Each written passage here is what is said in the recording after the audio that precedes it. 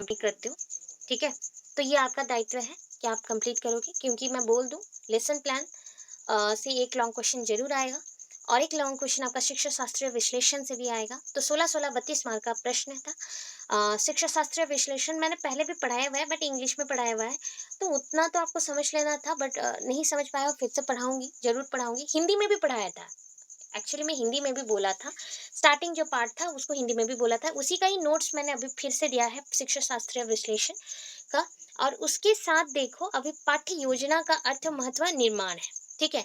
आपके किताब में एक प्रश्न है, कंप्यूटर का व्यवहार करते हुए पाठ्य योजना बनाना।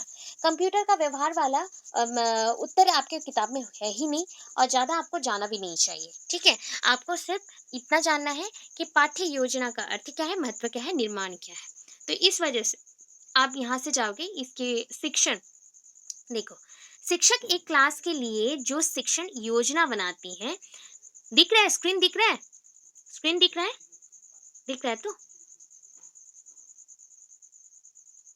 दिख रहा है कि नहीं बताओ? हाँ, हाँ, बोलो, बोलो। वॉइस ब्रेक हो रहा है। अभी आ रहा है? अभी आ गया? अच्छा, चल। शिक्षक एक क्लास, देखो ये बोला गया है क्लास, क्लास को कैसे लिखा है वो खुद जाने। क्लास ना बोल के आप कक्षा बोल दोगे तो भी चलेगा। शिक्षक एक क्लास और कक्षा के लिए जो शिक्षण योजना तैयार करता है ना, शिक्षण योजना, योजना बनाना, योजना जो प्लानिंग बनाता है ना, उसे हम पाठ्य योजना कहते हैं। इसमें पाठ के शिक्षण लक्ष्य का निश्चित किया गया है और किया जाता है, और लक्ष्य की प्राप्ति के लिए पाठ्य वस्तु तथ्य को व्यवस्थित किया जाता है। पाठ्य वस्तु के तथ्यों को, मतलब आप क्या कलेक्ट करोगे, जनरल एम्स, स्पेसिफिक एम्स, सामान्य उद्देश्य, और उसके जो महत्व होते हैं उसको जाना जाता है। तो शिक्षक यह भी सुनिश्चित कर लेता है कि किस तथ्य को किस शिक्षण के द्वारा बताना है, और किस शिक्षण विधि के द्वारा पढ़ाने से ये अच्छे से बच्चों को समझ आएगा, तो उस हिसाब से हम पढ़ाएंगे, ठीक है? शिक्षक अपनी क्रियाओं में लग जाता है, यहाँ पे जुड़ जाता है, और विद्यार्थियों को अपनी क्रियाओं में लगनी पड़ती है। इसके अतिरिक्त यह और वह यह भी सोच लेता है कि शिक्षण काल में कौन सी समस्याएं उपस्थित होंगी और उनका क्या समाधान होगा। मतलब आप बोल सकते हो, शिक्षक एक योजना बना रहा है। शिक्षक एक योजना बना रहा है पढ़ाने के लिए, कोई विषय वस्तु को और पाठ्य वस्तु को, और उसी को हमने बोल दिया क्या, ना पाठ्य योजना। पाठ्य योजना में ना केवल शिक्षण विधि होगी, ना केवल शिक्षा के उद्देश्य होंगे या लक्षण होंगे, उससे भी उपरंत हम बोल सकते हैं कि इसमें बहुत कुछ चीजें होती हैं। जैसे कि कौन सा समय पे क्या असुविधा आ सकती है, क्योंकि शिक्षक को बहुत सारा पुरातन ज्ञान भी है, बहुत ही पुराना ज्ञान भी है, अनुभव भी है, तो उसके ऊपर से वो समझ सकता है कि कौन सी विधियों को व्यवहार करने से क्या पढ़ाया जा सकता है और कौन सी समस्या का समाधान क्या होगा। तो वो भी आप पाठ्य योजना के माध्यम से बोल सकते हो। पाठ्य योजना को और भी ज़्यादा स्पष्ट करते हुए उमा मंगल, डॉक्टर उमा मंगल जी ने ये बताया है कि अध्यापक अपने दैनिक, दैनिक मतलब हर दिन, शिक्षण कार्य को कुशलतापूर्वक संपन्न करने के लिए जो योजना बनाता है उसको पाठ्य योजना बोलते हैं। अध्यापक मतलब टीचर अपने एवरीडे वर्क को और एवरीडे टीचिंग को बहुत अच्छा क्रिएटिव बनाने के लिए कुशलतापूर्वक बोल सकते हो, अध्यापक अपने दैनिक शिक्षण कार्य को कुशलतापूर्वक संपन्न करने के लिए, कुशलता मतलब यहाँ पे आप बोल सकते हो अच्छे से पूरा करने के लिए जो योजना बनाते हैं उसको पाठ्य योजना कहा जाता है। अभी और एक डेफिनेशन तो जरूर देंगे। तो आई के डेविच, देखो आई के डेविच के अनुसार पाठ्य योजना शिक्षण से पूर्व की अवस्था है और पूर्व अवस्था में किए जाने वाली योजनाएं होती है। स्वाभाविक रूप से आप बोल सकते हो प्रतिफल देता है ये, प्रतिफल देता है ये। सो इससे आप क्या जाने, ना पाठ योजना शिक्षण से पूर्व की अवस्था में किए गए नियोजन का स्वाभाविक प्रतिफल है। आप शिक्षण से पहले जितना समय आप व्यतीत करते हो एक योजना बनाने के लिए, और उसी योजना के अनुरूप आप अगर शिक्षा देते हो आपके कक्षा में, तो उसको हम क्या बोलेंगे, आप बोलोगे पाठ्य योजना, ठीक है? पाठ्य योजना। अभी जाओगे नीड एंड इम्पोर्टेंस। हाँ बोलो। सी एक्टिव फेज में आएगा, राइट?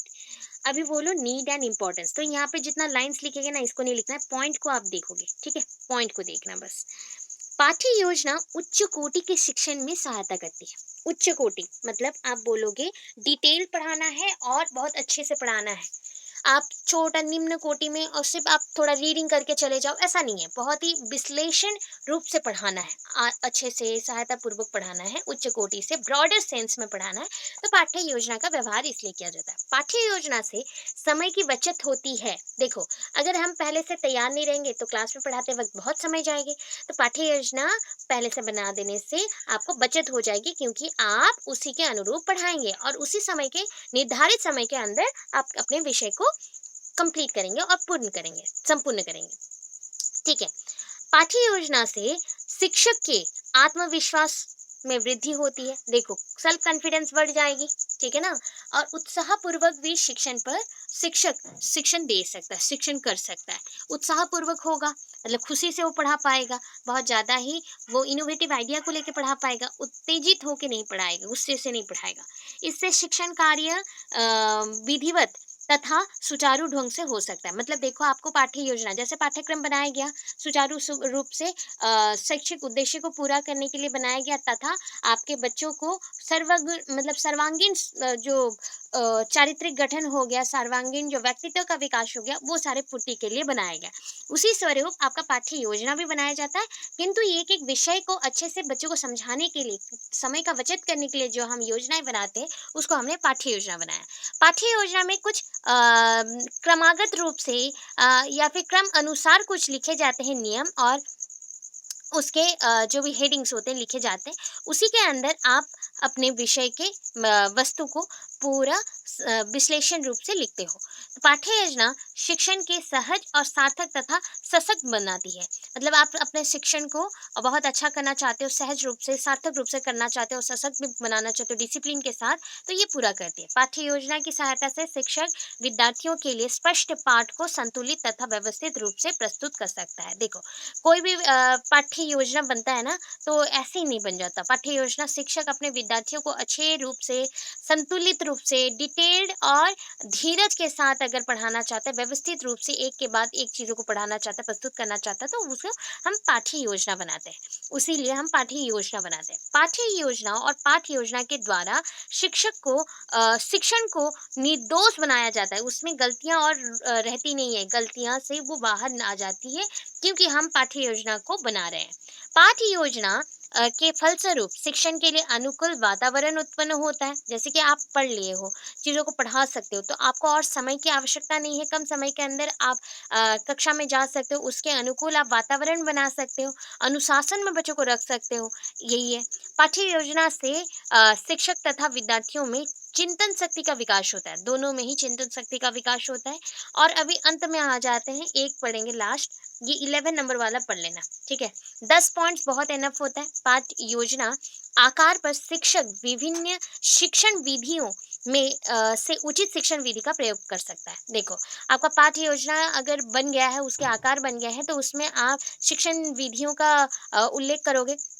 अभी देखो, शिक्षण विधियों द्वारा आप कौन से शिक्षण विधि को कहाँ पे व्यवहार करोगे, उसका भी पता चलता है। तो ये आपके हो गए सारे पॉइंट्स। 10 पॉइंट्स आपको करने हैं और ज़्यादा नहीं जाना है। अभी देखो, characteristics of lesson planning. Characteristics क्या है? ठीक है।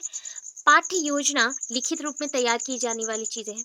पाठ्य योजना को कैसे बनाया जाती है ना, लिखित रूप से बनाया जाता है। इसको अध्यापन कार्य में अध्यापन अध्यापक अपने अध्यापन के कार्य में व्यवहार करता है, जिससे सरल हो जाती है विषय, और पाठ्य योजनाओं से तैयार किए गए विषय को बहुत कम समय के स्वरूप हम पढ़ा सकते हैं।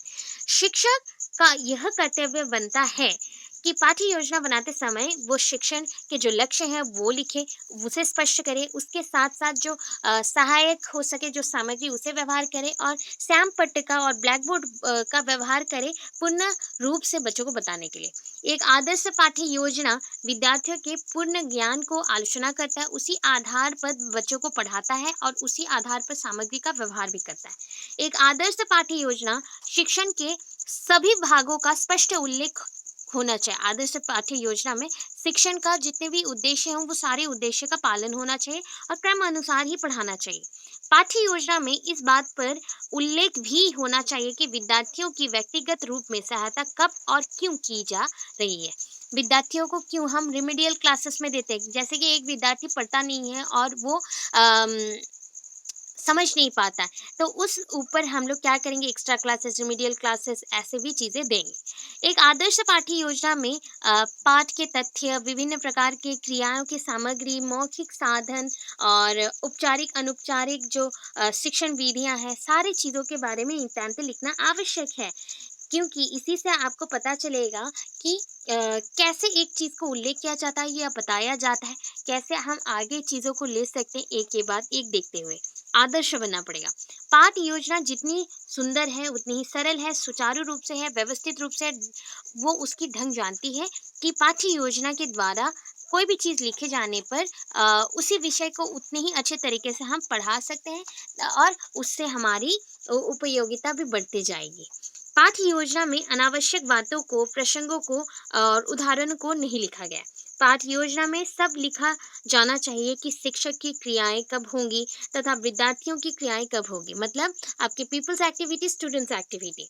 देन पाठ्य योजना निश्चित काल विधि के अंदर ही होती है। जैसे कि पाठ्य योजना है तो उसमें कुछ समय वहाँ पे लिखा रहता है, निर्दिष्ट होती है, उसी के अनुसार ये काल विधि हमारा समाप्त होता है। मतलब एक पाठ्य योजना को पढ़ाने के लिए नियमित आपको क्या होता है कि पाठ्य योजना तो बनाना पड़ेगा एक पाठ विषय को पढ़ाने के लिए, उसके साथ-साथ समय पे भी ध्यान देना चाहिए। कक्षा कब आप जा रहे हो, कब आप कक्षा को छोड़ रहे हो, उस पे भी ध्यान देना चाहिए। देखो, पाठ योजना से और क्या होगा, पाठ योजना जटिल भी है, कभी-कभी ये बहुत ज़्यादा जटिल भी हो जाती है।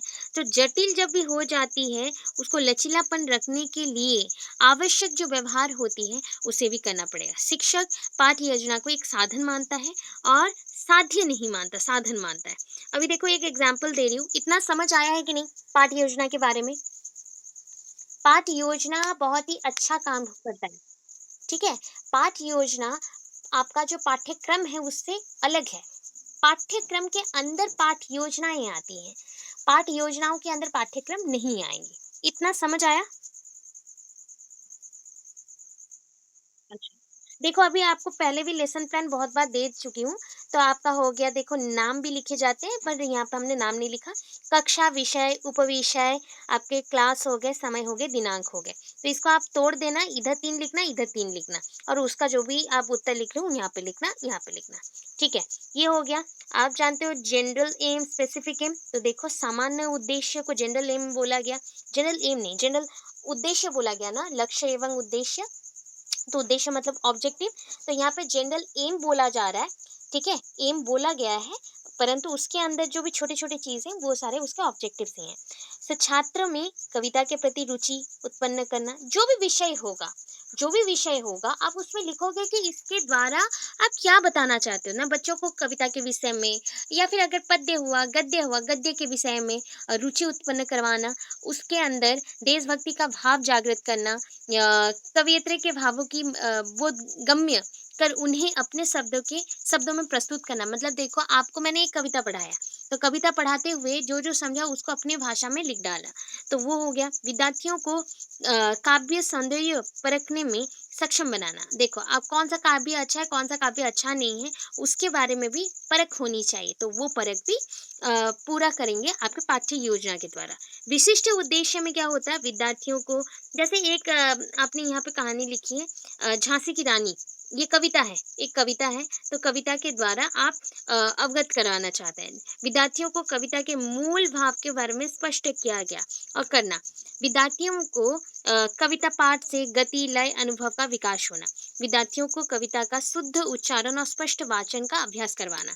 सहायक सामग्री क्या है आप जानते हो? एक तो चित्र होगा रानी लक्ष्मीबाई जी की, झांसी और कानपुर को दर्शन वाला भारत का मानचित्र होगा, दर्शाने वाला पाठ्य पुस्तक होंगे, सैम पट्टे और ब्लैक बोर्ड होगा, चॉक डस्टर आदि होगा। अभी देखो प्रीवियस नॉलेज टेस्टिंग होता है, प्रीवियस नॉलेज अज्यूम्ड होता है। कौन सा पहले होगा बताओ? प्रीवियस नॉलेज अज्यूम्ड और प्रीवियस नॉलेज टेस्टिंग कौन सा होगा? अज्यूम्ड, अज्यूम्ड पहले अज्यूम्ड होगा। ठीक है? पूर्व ज्ञान, पूर्व ज्ञान जानना है, प्रीवियस नॉलेज जानना है, अज्यूम्ड करो। तो आपको कैसे विद्यार्थियों से क्या करना है ना, वो कितना ज्ञान रखे हुए हैं इस कविता के बारे में वो जानना है।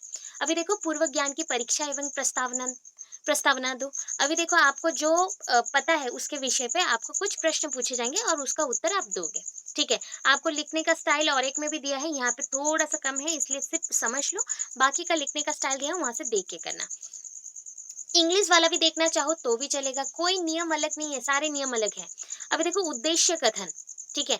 बच्चों आज हम रानी लक्ष्मी बाई पर आधारित रानी झांसी की रानी कविता पढ़ेंगे, जिस कवयित्री सुभद्रा कुमारी चौहान ने लिखा है। तो यहाँ पे आप announcement, okay, 1 second, announcement of the topic कर रहे हैं, अनाउंसमेंट ऑफ द टॉपिक कर रहे हैं, उद्देश्य कथन बोला गया है, ये अनाउंसमेंट ऑफ द टॉपिक है। अभी कौन-सा विधि को भी यहाँ पे अपना रहे हो उसके बारे में भी आपने लिखा।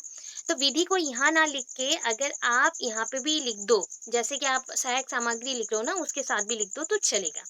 अभी देखो ये क्या है, आपका जो प्रस्तुतिकरण होता है ये प्रस्तुतिकरण है। विषय वस्तु, विद्यार्थी शिक्षक कार्य, विद्यार्थियों का जो शिक्षक होते हैं मतलब ये पीपल टीचर्स एक्टिविटी, छात्र कार्य, तो पीपल्स एक्टिविटी मतलब आप लोगों के काम क्या होंगे, सामपट्य कार्य एवं मूल्यांकन, ये हो गया बीबीडब्ल्यू। तो आप वैसे ही देखो यहाँ पे क्या लिख रहे हो, जैसे कि आप जो विषय को बताना चाहते हो तो उसका पहले तो मैं क्या कर रही हूँ, आदर्श वाचन, जो जो इम्पोर्टेंट चीजें हैं उसको बता रही हूँ। तो कानपुर में नाना की मुंह बोली बहन छबीली थी, लक्ष्मीबाई नाम पिता की वह संतान अकेली थी, नाना के संग पढ़ती थी, वह नाना के संग खेली थी, बछी ढाल कृपान कटारी उसकी यही सहेली थी। तो ये एक कविता यहाँ पे लिखी गई। तो यहाँ पे कौन पढ़ा रहा है, शिक्षक पढ़ा रहा है और शिक्षिकाएं पढ़ा रही हैं। तो पीपल टीचर्स एक्टिविटी में आपने ये लिखा। तो अभी शिक्षक तो पढ़ा दिया, तो अभी बच्चे क्या करेंगे, छात्र उस आदर्श वाचन को ध्यान से सुनेंगे और लिखेंगे। मूल्यांकन में कुछ नहीं लिखा गया, आप चाहो तो लिख सकते हो। अभी अनुकरण वाचन अभी सीखना है, तो शिक्षक एक दो छात्रों से आदर्श पाठ का अनुकरण वाचन करेगा, मतलब जिस छात्र को शुद्ध उच्चारण पता है नहीं है उससे पूछेगा। शुद्ध उच्चारण क्या क्या चाहिए, शुद्ध उच्चारण किसका ना, कुछ जैसे कठिन भाषाएं हैं या कठिन शब्द होंगे उसके ऊपर जाना पड़ता है।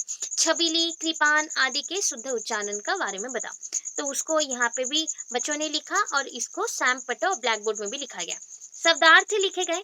अभी शिक्षक ने क्या किया ना, पद्यांश से जो कठिन शब्द थे उसके अर्थ बताए, जो कि आपके ब्लैक बोर्ड में लिखे गए हैं सैम पट्टे पर। कृपान, कृपान मतलब छोटी तलवार, कटारी मतलब छुरी। बच्चे यहाँ पे पुस्तक में ये देख के मार्क करेंगे और उसको कॉपी में लिखेंगे। मौन पाठ खुद से पढ़ेंगे, साइलेंट रीडिंग, साइलेंट रीडिंग, तो यहाँ पे छात्र को पूरा पढ़ने के लिए बोला जाएगा मौन पाठ करने के लिए, तो बच्चे यहाँ पे मौन पाठ करेंगे, उसी चीज को ब्लैक बोर्ड में भी लिखेगा, टीचर लिखेगा। बौद्ध प्रश्न जीवनी, देखो आप इसे क्या ज्ञात करते हो, क्या चाहिए। तो लक्ष्मीबाई ने युद्ध कला कैसे सीखी थी, तो उसको मतलब आप कितना सीखे हो, बीच बीच में मैंने प्रश्न कर लिया। तो प्रश्न कर लिया, एक दो प्रश्न भी तो चलेंगे। तो नाना ने उन्हें युद्ध कला सिखाई, तो रानी लक्ष्मी के जीवन संबंधित बताना। तो इसके बाद व्याख्या करना, उसे समझाना, पूरा एक्सप्लेन कर दिए। अभी देखो समांतरण उदाहरण, उदाहरण दोगे, उदाहरण में क्या लिखा गया है, शिक्षक वीर रस के ओतप्रोत रचनाओं की प्रमुख पंक्तियां प्रस्तुत करेगा। अपनी आजादी को हरगिज हम मिटा सकते नहीं, सिर कटा सकते हैं लेकिन सिर झुका सकते नहीं। तो ये चीज रानी लक्ष्मी जी ने बोला था, लक्ष्मीबाई जी ने बोला था। जो वीरांगनाएं होती हैं उनको वीर के, जो भी हम स्त्रीलिंग अगर बोलते तो वीरांगनाएं होंगी, तो स्त्रीलिंग में आपने जान लिया। तो रानी लक्ष्मीबाई एक वीरांगना थी और योद्धा भी थी, उन्होंने बहुत सारे युद्ध किए थे और युद्ध की उनकी जो परिचालना थी बहुत ही आगे और अग्रगति में थी। तो वो बोली थी कि हमें आज़ादी हरगिज में चाहिए, हम मिट सकते हैं, हम सर झुका नहीं सकते, मतलब हम सिर कटा सकते हैं, हम सिर झुका नहीं सकते, हम मिटा सकते हैं, मिट नहीं सकते। मतलब अभी देखो हमें पहले तो मारना है, खुद को समर्पण नहीं कर देना है। तो ये सारे उदाहरण को बच्चे सुनेंगे और सीखेंगे। तो ये आपकी हो गई पूरा लेसन प्लान हिंदी में। और इसकी रिकैपिचुलेशन अगर करना है तो पुनरावृत्ति उसको बोला जाता है। तो आपने जितना पढ़ाया उसके आप कुछ प्रश्न पूछेंगे बच्चों को, प्रश्न के उत्तर देना जरूरी नहीं है। रानी लक्ष्मीबाई किसकी मुंहबोली बहन थी, रानी लक्ष्मीबाई किसके साथ पढ़ती थी, रानी लक्ष्मीबाई बचपन में किसके साथ खेलती थी। ये आपका क्वेश्चंस हो गए बच्चों के लिए। गृह कार्य देंगे, रानी लक्ष्मीबाई के बचपन में संबंधित कोई दो विशेषताएं बताओ, रानी लक्ष्मीबाई की वीरता के बारे में कवित्री ने क्या कहा है। तो ऐसे प्रश्न हो गए, इतना है, ठीक है।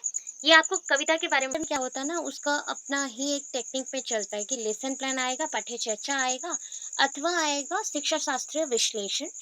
परंतु यहाँ पे जो हिंदी किताब में मेंशन है या फिर बताया गया है, शिक्षा शास्त्रीय विश्लेषण दूसरे यूनिट में है और पाठ्य चर्चा दूसरे यूनिट में है। तो शिक्षा शास्त्रीय विश्लेषण भी एक लॉन्ग क्वेश्चन आ रहा है, पाठ्य चर्चा और एक यूनिट के लिए, इकाई के लिए एक लॉन्ग क्वेश्चन बना हुआ है। तो यहाँ पे आपको पता चला कि दोनों ही लॉन्ग क्वेश्चन है एंड दोनों ही आएंगे 16-16 मार्क्स के। ठीक है, 32 मार्क्स आपको मिल सकते हैं इससे। और यहाँ पे आपको ये करना है कि शिक्षा शास्त्रीय विश्लेषण क्या है, संप्रत्यय की पहचान, उद्देश्य रेखांकन, प्रयोगात्मक क्रियाओं को सूचीबद्ध करना और मूल्यांकन तकनीक निर्धारण। तो यहाँ पे देखो कितने पॉइंट्स मेंशन है, देखो कितना पॉइंट लिखा गया है बताओ। शिक्षा शास्त्रीय विश्लेषण इसका मेन हेडिंग है, उसके बाद कितने पॉइंट लिखे गए हैं कॉमा के साथ, देखो कितना है, टोटल कितना है, 4, 4 है ना। ओके, यहाँ पे देखो ये 4 है।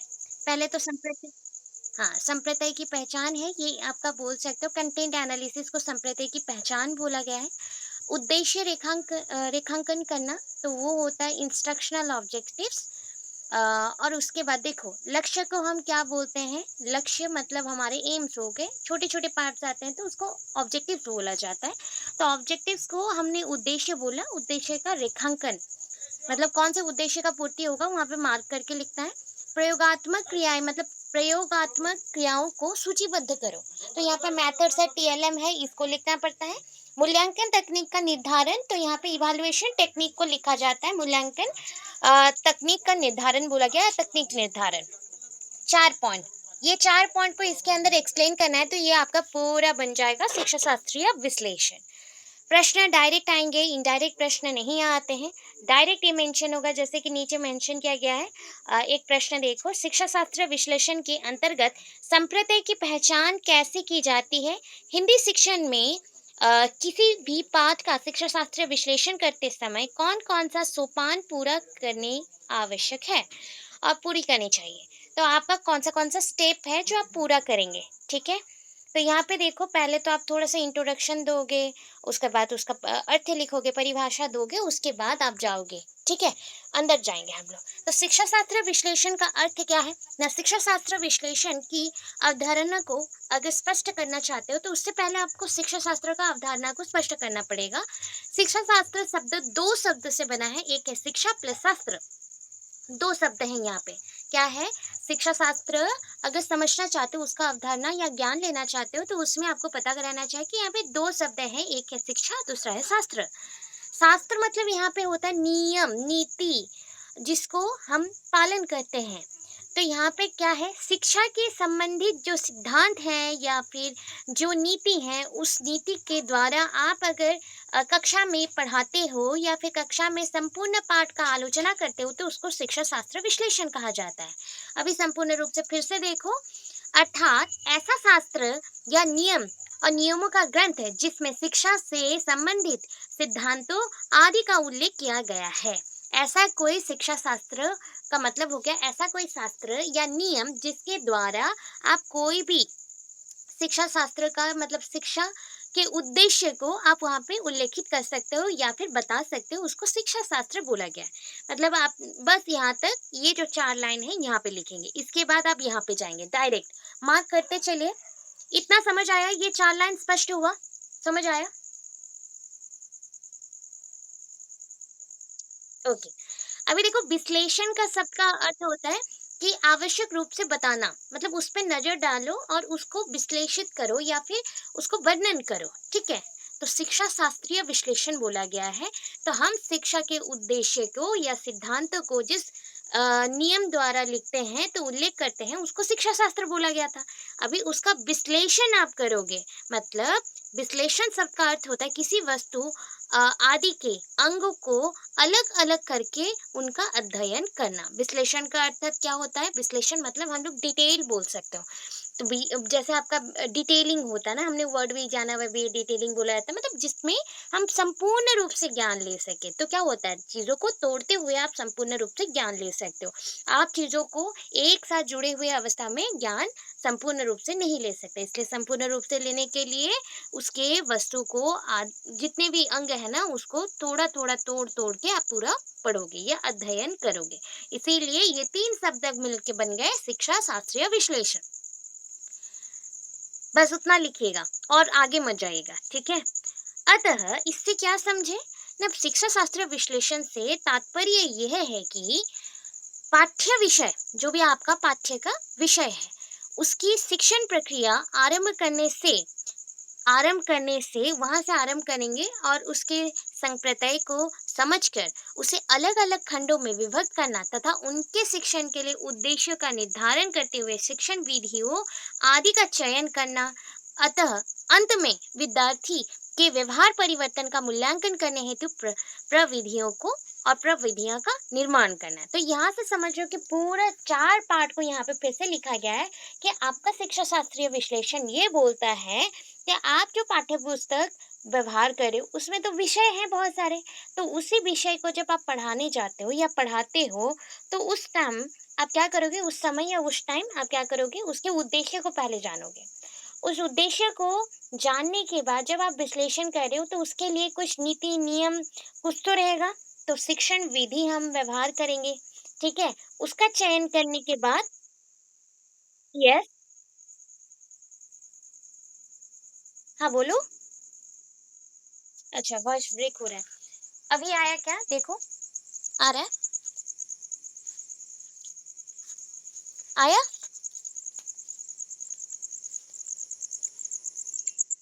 अच्छा, देखो, मैंने यहाँ पे बोला पहले तो आप चयन नहीं कर सकते, किसी भी चीज़ को चूज़ नहीं कर सकते, तो पहले आपको पाठ्य विषय को पहले आपको चुनना पड़ेगा। उस पाठ्य विषय को आप वर्णन करने के बाद आप उसके बाद क्या करोगे, जो उसके संदर्भ में आप उसको समझाने के लिए जो शिक्षण के उद्देश्य है उसको बताओगे। उसके बाद आप शिक्षण विधियों का चयन करोगे, मतलब जो भी आपके मेथड्स हैं और आप टीएलएम का व्यवहार करते हो उसको करोगे। उसके बाद विद्यार्थियों के जो व्यवहार परिवर्तन आपने पढ़ा दिया, संपूर्ण पढ़ाने के बाद उनमें क्या परिवर्तन आया नहीं आया उसको समझने के लिए मूल्यांकन करोगे। तो ये 4 पार्ट को लेके आपका बनता है शिक्षा शास्त्रीय विश्लेषण। आपका शिक्षा शास्त्रीय विश्लेषण ये 4 पार्ट को लेके बन गया। अभी यहाँ पे आप क्या करोगे, हमेशा मैं बोल रही हूँ कि पूरा नहीं लिखना, यहाँ तक हो गया। अभी इसका यहाँ पे चले जाओगे, ठीक है? तो शिक्षा शास्त्रीय विश्लेषण के सोपान या फिर स्टेप्स बोल लो, तो इसमें 4 कुल मिला के 4 स्टेप्स हैं। तो उसको ना हम ऐसे लिख लेंगे, ये डायग्राम के साथ लिख लेंगे। अभी क्लियर है? सुनाई दे रहा है ना सब कुछ? चलो, तो यहाँ पे 4 पार्ट है। आप बोलो कहाँ से आरंभ करेंगे? ये हो गया हमारा पहला, ये हमारा दूसरा, ये हमारा तीसरा, ये हमारा चौथा। तो पहला क्या है? इकाई की विषय वस्तु का विश्लेषण। इकाई मतलब यूनिट, यूनिट से जो भी आपने विषय लिया हुआ है उसका आप विश्लेषण करोगे। कंटेंट एनालिसिस बोला जाता है, मेजर फॉर्म में, माइनर फॉर्म में। मतलब किसी भी चीज़ को अगर समझाना हो तो पहले तो कहानी को पढ़ना पड़ेगा या रचना को पढ़ना पड़ेगा, जो भी आपको दिया हुआ जाएगा उसको पढ़ना पड़ेगा। तो उसको हम पहले पढ़ेंगे, उसको लिखेंगे, उसके बाद उसके बड़े प्रश्न, छोटे प्रश्न के माध्यम से उसको और भी अच्छे से समझाएंगे। तो इकाई की विषय वस्तु का विश्लेषण हो गया। अभी देखो नंबर 2 में क्या है? उद्देश्य क्या निर्माण।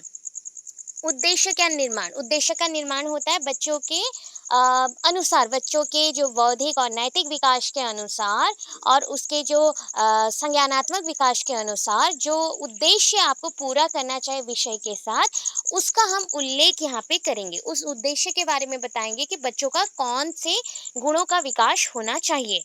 अभी देखो नंबर 3 में शिक्षण विधि, प्रविधि और सामग्री का चुनाव, मतलब टीचिंग एड्स का व्यवहार हो गया। कौन सा एड्स आप लोग यूज़ करोगे, जैसे कि आप बच्चों को पढ़ाने के लिए आप यहाँ पे black board, white board, chart paper, किताब ये सब का व्यवहार करोगे। इसके साथ जो शिक्षण विधि है, कुछ बोल रहे हो क्या? अच्छा, कुछ बोल रहे हो कोई स्टूडेंट? ऑन किए हो माइक, प्लीज़ बोलोगे तो बोलो। अच्छा, बाय मिस्टेक विधि होता है शिक्षण विधि। यहाँ पे बहुत विभिन्न प्रकार के शिक्षण विधि होते हैं, जिसके माध्यम से आप किसी भी चीज़ को बता सकते हो। जैसे ये तीसरा है, ठीक है? ये तीसरा है, ये आपका दूसरा नहीं है, ये तीसरा है। तो शिक्षण विधि के बारे में बताया कि कौन से विधि के द्वारा आप पढ़ाओगे बच्चों को। इसके बाद सामग्री का चुनाव, सामग्री जब चुनते हो तो उसमें आपको पता होना चाहिए कि कौन-सा सामग्री किस विषय के लिए चाहिए। जैसे कि आप एक ग्रामर का विषय लिए हो तो उसके लिए सामग्री का चुनाव अलग होता है। आप अगर एक रचना लिए हो तो उसके लिए अलग होगा और आपका अगर गद्य-पद्य हो तो उसके लिए भी अलग होता है। जैसे कि हम कॉमन कुछ सामग्री ले रहे हैं, एक हमें क्या चाहिए, बीबी क्लॉथ चाहिए या ब्लैक बोर्ड क्लॉथ चाहिए या फिर आपका जो व्हाइट बोर्ड और ब्लैक बोर्ड चाहिए, ये हो सकता है। दूसरा हो गया जैसे आप पाठ्य पुस्तक तो चाहिए ही, उसका आप बोल सकते हो उसमें आप बहुत सारे शब्द को जानोगे, उसको व्यवहार करके पढ़ाओगे। उसके बाद ग्रामर का बुक हो सकता है, उसके साथ विभिन्न प्रकार के आप किताबें या फिर छोटे-मोटे आप जो मैगज़ीन बोल रहे हो उसका भी व्यवहार कर सकते हो विवरण देने के लिए। तो ये सारे हो गए आपके सामग्री का चुनाव। चौथे में आ जाते हैं मूल्यांकन विधि। बहुत सारे मूल्यांकन विधियाँ होती हैं, तो उन्हीं विधियों में से हम सबसे ज़्यादा व्यवहार करते हैं फॉर्मेटिव, समेटिव, डायग्नोस्टिक, प्रोग्नोस्टिक, यही सारा व्यवहार होता है और उसके लिए भी सामग्री का हम व्यवहार करते हैं। अभी मूल्यांकन करने के लिए हम यहाँ पे प्रश्न पत्र बनाते हैं। प्रश्न पत्र बनाते हैं, तो प्रश्न पत्र बनाने से संक्षिप्त प्रश्न हो गया, दीर्घ उत्तरमूलक प्रश्न हो गए और अति संक्षिप्त हो गया। तो ऐसे आपके क्वेश्चन पेपर में क्वेश्चंस होते हैं या प्रश्न पत्र में प्रश्न होते हैं।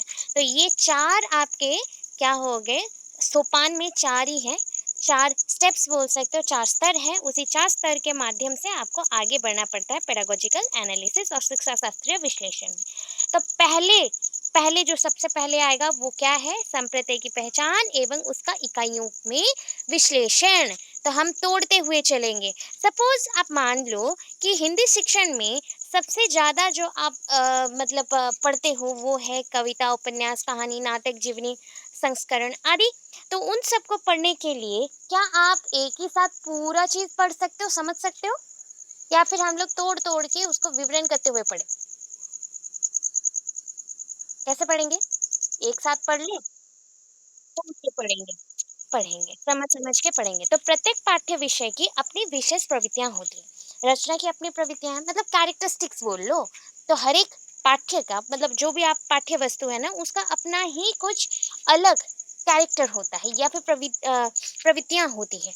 इन्हीं प्रवृत्तियों से विद्यार्थियों की परिचित कराना हमारा कर्तव्य है। हमारा कर्तव्य क्या हो गया? हम शिक्षक हैं या शिक्षिकाएँ हैं, तो हम अपने बच्चों में उसी ज्ञान का संचार करना चाहते हैं जो कि पाठ्य विषय के अंदर लिखा गया है और अंदर निहित है। तो जैसे मान लो उसका उदाहरण है कविता शिक्षा, आपको करना है कविता शिक्षण। तो कविता शिक्षण में जहाँ केवल भाव व कला पक्ष के सौंदर्य की अनुभूति करानी ही मुख्य उद्देश्य है।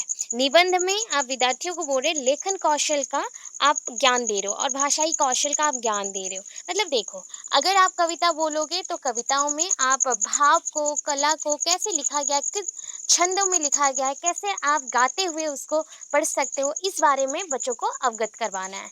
परंतु आपका जो हो गया रचनाएँ हो गई, किसी की जीवनी हो गई, संस्करण हो गया, ऐसा कुछ अगर हो तो उसमें आप पूरी चीज़ों को निबंध आप जिसे बोलते हो उसमें आप पूरे लेखक लेखन कौशल जो है, लेखक अपना लेखनी द्वारा हमारे पास भावों का प्रचार करता है। तो उसी माध्यम से आपने कौन-सा कौशल को ज्ञात किया ना, लेखक का लेखन कौशल। तो लेखन कौशल के बारे में जानना, भाषाई ज्ञान का वृद्धि करवाना, ये सबसे हमें बच्चों को अवगत करवाना है। तो यहाँ पे अतः ये जो आरंभ होता है ये आपके पाठ्य विषय वस्तु से आरंभ होगा। आप पाठ्य विषय वस्तु को जब बताते हो तो यहाँ पे पाठ में जो भी रहता है उसको जैसे कि पाखंडों, आंडवोरों का विखंडन करने, मतलब आप बोल सकते हो जो भी उसका ज्ञान है, विज्ञान है, ये सारे विषय पे आपने क्या किया है, बताना चाहे। तो उसको आप तोड़ते हुए पहले का जो कवि थे वो सारे क्या करते थे, बहुत ही कठिन भाषाओं का व्यवहार करते थे, तो इसीलिए इसको तोड़ते हुए आप पढ़ते हो। तो ये आपका हो गया इतना, मतलब आप थोड़ा-थोड़ा लिखोगे, 1-1 पैराग्राफ लिखोगे, 8-10 लाइन बस खत्म हो गया। मतलब यहाँ पे आपको जो पहले पार्ट को पढ़ाया गया, इतना लिखने से यथेष्ट हो गया कि इतना ही आपका हो गया। अभी चलो आगे उद्देश्यों का रेखांकन अथवा निर्माण, अभी देखो कौन से उद्देश्य हमारे पूरे होंगे, तो विभिन्न प्रकार के क्या होते हैं, जब साइंस पढ़ते हो तो वहाँ पे साइंटिफिक नॉलेज मिलती है, सोशल साइंस पढ़ते हो तो सोशल साइंस के नॉलेज मिलेगी। परंतु आपका जो मतलब बोल सकते हो हिंदी भाषा है या अंग्रेजी भाषा है, इसमें जो कविताएं होती हैं, ऐसे होती हैं, या फिर आपका जो विभिन्न प्रकार के प्रोज होते हैं, तो इसमें जो आप गद्य अंश बोलते हो, तो ये सब जो रहता है उनका सबका उद्देश्य अलग अलग होता है, उनका सबका लेखन कौशल भी अलग अलग होता है, लिखने का स्टाइल अलग है, उसके अंदर जो शब्द व्यवहार के हैं वो भी कुछ हद तक अलग होते हैं, इसीलिए उनका उद्देश्य भी अलग अलग आता है। अभी देखो, पहले क्या आया, कविता शिक्षण के उद्देश्य, तो कविता शिक्षण के लिए क्या चाहिए, मानव का प्रत्येक कार्य उद्देश्यपूर्ण होता है, मतलब वो कोई भी कार्य करे, उसको लगेगा इससे कुछ नहीं मिलने वाला, परंतु उससे उसको बहुत सारे चीजें सीखने को मिलती है, तो ये उद्देश्य पूर्वक होती है या उद्देश्यपूर्ण होती है। यहाँ पे हम जो भाव का प्रकाश करना चाहते हैं अपने कविताओं के द्वारा, वो वहाँ पे कवि के भाव है, मतलब हमारे खुद के भाव नहीं होते, वो कवि के भाव है। कवि अपनी कविताओं में विभिन्न प्रकार के भावों का उल्लेख करता है, उसी ज्ञान को बच्चों के मस्तिष्क तक पहुंचाना हमारा धर्म है, और उसी के उत्पन्न के लिए हम क्या करते, शिक्षा शास्त्र विश्लेषण करवाते हैं और स्थायी रूप से उसी चीज का प्रभाव बच्चों में डालना चाहते हैं। उसी दो उद्देश्य को यहाँ पे निर्माण किया गया है, पहला है सामान्य उद्देश्य, फिर है विशेष उद्देश्य। आपने पहले भी पढ़ा होगा सामान्य उद्देश्य, general objectives and specific objectives. तो जनरल ऑब्जेक्टिव्स में क्या होता है, कविता के हिसाब से सोचना, ठीक है। प्रथम सामान्य उद्देश्य यह है कि विद्यार्थियों को, जैसे कविताओं को हम पढ़ा रहे हैं तो उसका स्वर, लय, आरोह अवरोह सब कुछ ज्ञात होना चाहिए। छोटे बच्चों को हम क्या करेंगे, छोटे बच्चों को तुकबंदी सामग्री पढ़ने का अभ्यास कराना, जैसे कि याद, रट्टा मारना, मतलब जैसे पढ़ पढ़ के रट्टा मारना, तुकबंदी, तुकबंदी सामग्री देंगे जिसे वो सुन सुन के या फिर पढ़ मतलब देख देख के पढ़ेगा, याद रखेगा। कविता क्या होना चाहिए, सस्वर पढ़ने में विद्यार्थियों को सक्षम बनाना। कविताएं पढ़ने के लिए और कविताएं पढ़ के सुनाने के लिए बहुत ही ज़्यादा भाव होनी चाहिए आपके पास, और पढ़ने का क्षमता भी होनी चाहिए। सारे बच्चे ये ऐसे पढ़ नहीं पाते, तो इसीलिए कंठस्थ करने के लिए कविता को स्वस्वर पढ़ना चाहिए। कवि के विचारों तथा भावों के साथ तादात्म्य स्थापित करके और करते हुए विद्यार्थियों को अलौकिक आनंद का अनुभव और अनुभूति कराना, मतलब जो भी भाव कविता में लिखे गए हैं, उल्लेख हैं कवि के माध्यम से, उसके साथ कवि क्या बोलना चाहता है उसका एक संयुक्त रस बच्चों तक पहुंचाना पड़ेगा। कविता शिक्षण में अंतर्गत उचित हाव भाव, देखो ये सबसे इम्पोर्टेंट होता है, कविता जब भी आप पाठ करते हो तो उसे उचित हाव भाव के साथ पढ़ना चाहते हैं। विद्यार्थियों में कविता के प्रति रुचि जागृत करना और उनके भावों को, कल्पनाओं को तथा अभिव्यक्तियों को के सौंदर्य को परखने की योग्यता का विकास करना। विद्यार्थियों में कविता पाठ द्वारा कल्पना तथा बौद्धिक शक्तियों का विकसित होना। तो देखो यहाँ पे इतना 7-8 पॉइंट कर लेना, उतना एनफ है, बहुत ज़्यादा है, और आगे मत जाना क्योंकि 16-17 पॉइंट है, इतना हमें नहीं चाहिए। विशेष उद्देश्य में आ जाओ। विशेष उद्देश्य बोला गया है तो विशेष उद्देश्य में एक पॉइंट तो जरूर होता है, जैसे कि हम विशेष ज्ञान लेना चाहते हैं, सुसंपूर्ण ज्ञान, सर्वांगीण सुंदर, जैसे बोला जाता है ना, सर्व अंग से सुंदर, तो वो वैसे होता है संपूर्ण ज्ञान। आप कोई भी विषय पे संपूर्ण ज्ञान लेना चाहोगे तो विद्यार्थियों को जब भी स्पेसिफिक ऑब्जेक्टिव्स और विशेष उद्देश्य के बारे में बताया जाता है, तो मानव जीवन में विभिन्न प्रकार के पहलू होते हैं, उस पहलू में कौन सा चीज कब काम आ जाए वो हमें पता नहीं रहता है, इसीलिए विशिष्ट ज्ञान और विशेष ज्ञान सबके पास होने चाहिए। तो संपूर्ण ज्ञान कविताओं के बारे में विद्यार्थियों को बताना, विद्यार्थियों को कवि विशेष का संक्षिप्त परिचय देना, जैसे तुलसीदास ने ये लिखा है और कालिदास ने ये लिखा है, सबके बारे में जो भी उनका उचित परिचय है बताना। विद्यार्थियों को कविता के संदेश से अवगत करवाना, मतलब कविताओं के द्वारा आप कौन से सारमर्म को बताना चाहते हो, मतलब आप उल्लेख करना चाहते हो उसको पूरा बताना। कविता के भाव पक्ष तथा कला पक्ष दोनों का जो भी उद्दिष्ट ऑब्जेक्टिव है या फिर उद्देश्य है उसको बताना, अवगत करवाना। कविताओं में जो वर्णित किया गया है, जो भाव, अभिव्यक्ति और विचारों को, तो उसका परिवर्तन जैसे बच्चों में आए, देखने को मिले, जैसे कि एक भाव है देश के लिए, ठीक है, उस देश का जो भावों को हमने विचार किया है या फिर लिखा है, उल्लेख किया है, कवि ने वहाँ पे लिखा हुआ है, तो वो भाव बच्चों तक पहुँचे और बच्चों का मन का परिवर्तन हो। तो ये हो गया मूल परिवर्तन। तो मूल परिवर्तन मतलब विशेष उद्देश्य। ये हो गया विशेष उद्देश्य। अभी देखो विशेष उद्देश्य में क्या होता है, क्या-क्या रखना पड़ता है विशेष उद्देश्य में? कवि का परिचय, कविता के अर्थबोध की जानकारी, कविता के स्व-स्वर वाचन का तरीका, खुद से पढ़ना, कविता की भाषा की जानकारी, कविता के अलंकार विधान की जानकारी, कविता के छंद विधान की जानकारी, कविता में निहित रस और उसकी निष्पत्ति की जानकारी, कविता के सौंदर्य ज्ञान की जानकारी, कविता के समालोचना की जानकारी, कविता में निहित तथा ज्ञान की जानकारी। हो गया इतना, जितना याद रख सकते हो, 5-6 जितना याद रख सकते हो उतना करते चलोगे, ठीक है? अभी देखो कहानी शिक्षण के उद्देश्य क्या है? कहानी शिक्षण में भी सेम आएगा, थोड़ा-सा आप चेंज करोगे, परिवर्तन लाओगे कैसे? भाव, कला ये सारे शब्द का आप उच्चारण नहीं करेंगे, यहाँ पे दूसरा करेंगे। देखो हर एक चीज़ का थोड़ा-थोड़ा करके देना है। कविता और आप जो ग गद्य है या फिर आपका जो कहानी है उसके ऊपर ज़्यादा देंगे, बाकी जो ग्रामर है या फिर निबंध है उसके ऊपर थोड़ा कम देंगे तो हो जाएगा, ठीक है? अभी देखो, इतना समझा कि नहीं बताओ? समझा? आप समझे?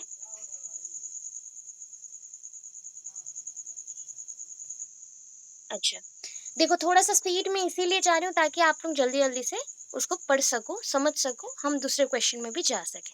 परंतु हम जो भी बोल रहे हैं वो चीज़ों को अगर इतना पढ़ने में आपको समय लग रहा है तो आप वीडियो पहले तो अभी पढ़ लो फिर वीडियो डाल दूँगी उसको एग्ज़ाम से पहले देख लेना।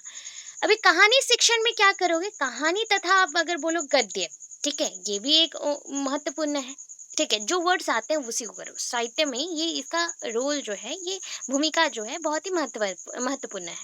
इसके द्वारा बच्चों को मनोरंजन भी होता है, उसके साथ-साथ आनंद भी आता है। मनोरंजन, आनंद भी आता है, भाषाई ज्ञान भी बढ़ता है, उसके साथ उसका प्रयोग भी बच्चे जान पाते हैं। तो ये हो गया अत्यंत उपयोगी एक विषय, ठीक है? तो जिस प्रकार यहाँ पे सीताराम चतुर्वेदी जी लिखते हैं कहानी के उद्देश्य को बताते हुए, कहानी का प्रमुख उद्देश्य आनंद देना होता है। कहानी जब सुनते हो, स्टोरी ऐसे सुन रहे हो, तो उसका प्रमुख उद्देश्य क्या होता है? आनंद देना। अभी जिस प्रकार गंगा स्नान करने के लिए जाने वाले भक्त का मुख्य उद्देश्य होता है गंगा स्नान करना, किंतु इसके साथ-साथ उसे देव दर्शन भी मिल जाता है। उसी प्रकार पाठशाला में कहानी कहने का प्रधान उद्देश्य तो बच्चों को आनंद देना है, भले ही उसमें नीति, व्यवहार, शिष्टाचार आदि के उपदेश निकल आए और छात्रों को प्रभावित करे। तो यहाँ पे इतना ज़्यादा याद नहीं रख सकते तो सीताराम चतुर्वेदी जी का नाम आप रख सकते हो साइड में, नहीं लिखोगे तो भी चलेगा, आप लिखना। जैसे भक्तगण क्या करते हैं, पहले देव दर्शन करने को मिल जाए तो अच्छा नहीं होगा, पहले तो वो गंगा स्नान ही करेंगे, तो वो गंगा स्नान करने गए थे, देव दर्शन हो गया। वैसे ही एक चीज़ हम करना चाहते हैं, जैसे आनंद लेना चाहते हैं, पर वहाँ पे जाके पता चला ये गुण भी हमें फ्री में ही मिल जा रहा है। तो हमें कहानी के माध्यम से बहुत कुछ जानने को मिलता है, जैसे बहुत सारे नीति, नियम, व्यवहार, शिष्टाचार बहुत कुछ। इसीलिए कहानी बहुत ही आवश्यक होता है।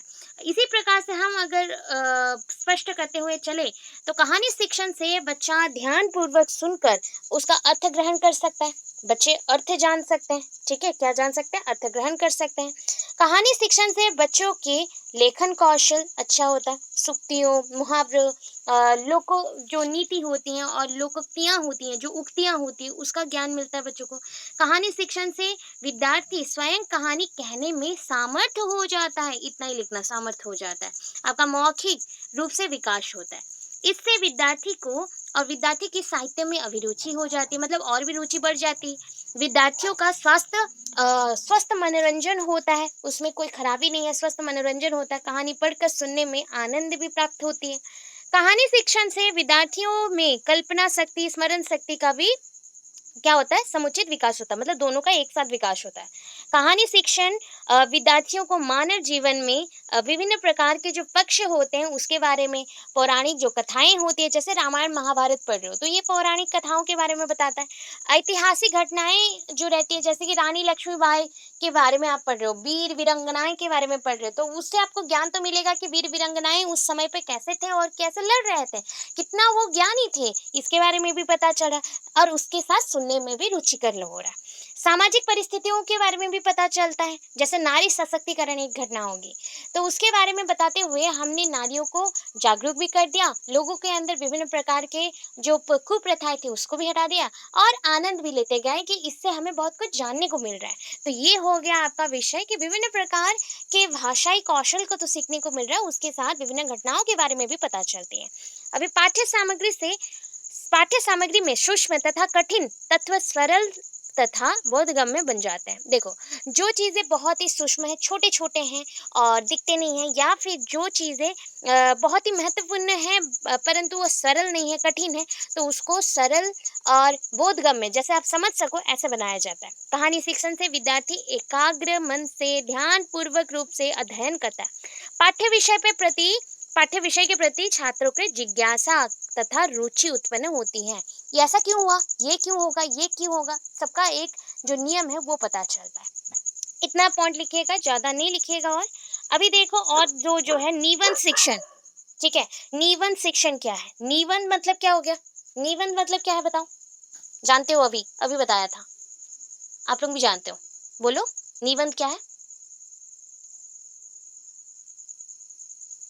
निबंध क्या है? बोलो बोलो। कैसे?